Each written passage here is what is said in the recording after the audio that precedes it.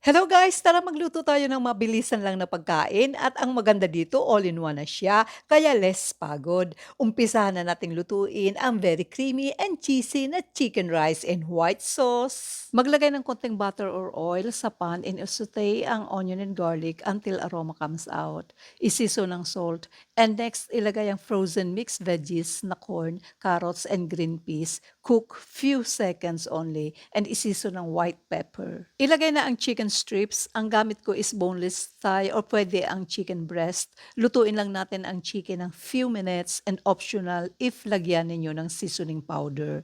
Alam naman natin na mabilis lang maluto ang chicken, kaya ilagay na ang all-purpose cream and remember na depende sa dami ang lulutuin ninyo, kaya i-adjust na lang mga ingredients. Yung nilagay ko asin sa video is white sauce na tira ko. Mag-substitute na lang ng evaporated or fresh milk. Isimmer lang ng few seconds and before i-turn off ang apoy, maglagay ng butter. Maglagay na ng any kind of steam rice na gusto mo, then lagyan ng sauce ang ibabaw, then top with quick melt cheese, sprinkle ng dried parsley, i-microwave hanggang mag-melt ang keso. Masarap kapag mainit, kaya ano pang inaantay ninyo? Kainan na!